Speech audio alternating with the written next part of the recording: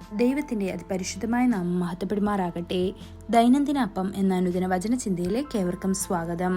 ഇന്ന് ഒരു സമയമുണ്ട് എന്ന വിഷയത്തെ ആസ്പദമാക്കി ചില കാര്യങ്ങളെ നമുക്ക് ചിന്തിക്കാം. അതിനാധാരമായ ഒരു വാക്യം വായിക്കാം. സഭാപ്രസംഗി 3-ാം അധ്യായം 1-ാം വാക്യം. എല്ലാത്തിനും ഒരു സമയമുണ്ട്, ആകാശത്തിന് കീഴുള്ള സകല കാര്യത്തിനും ഒരു കാലമുണ്ട്. എല്ലാത്തിനും ഒരു സമയമുണ്ടെന്നത് ഇസ്രായേലിന്റെ ജ്ഞാനിയും പ്രസംഗകനും രാജാവുമായ ശലോമോൻ പരാമർശിക്കുന്നു. 28 വ്യത്യസ്ത ഋതുക്കൾ അല്ലെങ്കിൽ കാലഘട്ടങ്ങൾ അദ്ദേഹം പരാമർശിക്കുന്നു. ജനിക്കാനുള്ള സമയം, മരിക്കാനുള്ള സമയം, നടാനുള്ള സമയം, നട്ടത് പറിച്ചെടുക്കാനുള്ള സമയം എന്നിങ്ങനെ നിരവധി കാലങ്ങളുണ്ടെങ്കിലും കർത്താവ് നമ്മോട് കണ്ടുമുട്ടുന്ന ഒരു പ്രത്യേക കാലമുണ്ട്. രക്ഷയുടെ ആവശ്യകത നമ്മിൽ പതിഞ്ഞ ഒരു സമയമുണ്ട്.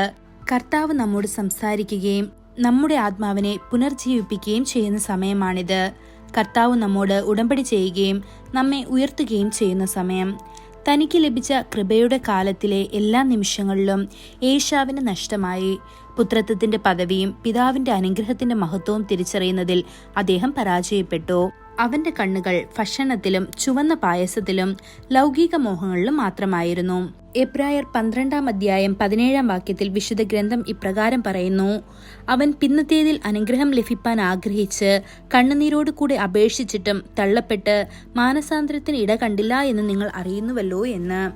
സമയം വളരെ വേഗത്തിൽ കറങ്ങി. നമ്മൾ ഇന്ന് കാലത്തിന്റെ അവസാനത്തിലാണ്. കർത്താവിന്റെ ദിവസം അടുത്തിരിക്കുന്നു എന്ന് നമുക്കറിയാം. അവന്റെ 2-ാം വരവിനെ കുറിച്ചുള്ള എല്ലാ പ്രവചനങ്ങളും പൂർത്തീകരിക്കപ്പെടുകയാണ്. ലോകം മുഴുവനും അവന്റെ വരവിന്റെ അടയാളങ്ങൾ നാം കാണുന്നു. ഇനിയൊരു തലമുറയുടെ ഉദയം ഭൂമിയിൽ കാണുമോ എന്ന് പോലും സംശയമാണ്. അന്ധകാരത്തിന്റെ സമയം ആസന്നമായതിനാൽ ഈ കൃപയുടെ നാളുകൾ പ്രയോജനപ്പെടുത്താൻ കർത്താവിന്റെ വിശുദ്ധന്മാർ പാടുകയും നമ്മെ പ്രേരിപ്പിക്കുകയും ചെയ്യുന്നു. ദിവസങ്ങൾ അതിവേഗത്തിൽ കടന്നു പോകുന്നു. ദിവസങ്ങളുടെ വേഗതയെ പരാമർശിച്ചുകൊണ്ട് യോബ് പറയുന്നു: ഇപ്പോൾ എന്റെ നാളുകൾ ഒരു ഓട്ടക്കാരനേക്കാൾ വേഗതയുള്ളതാണ്. അവർ ഓടിപ്പോകുന്നു, അവരൊരു നന്മയും കാണുന്നില്ല എന്ന്.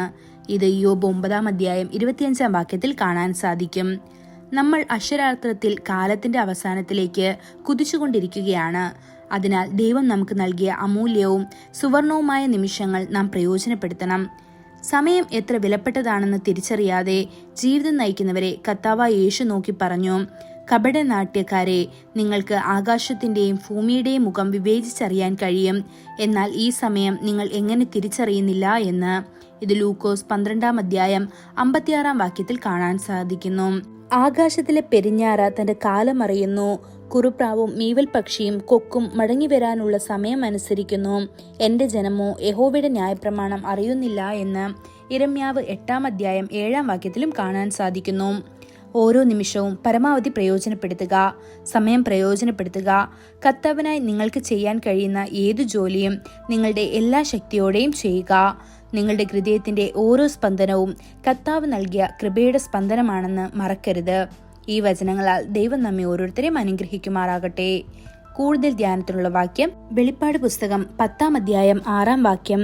ഇനി കാലമുണ്ടാകുകയില്ല, 7-ാമത്തെ ദൂതൻ കാഹളം ഊതുവാനിരിക്കുന്ന നാദത്തിന്റെ കാലത്ത് ദൈവത്തിന്റെ മർമ്മം അവൻ തന്റെ ദാസന്മാരായ പ്രവാചകന്മാർക്ക് അറിയിച്ചു കൊടുത്തതുപോലെ നിവൃത്തിയാകുമെന്ന്.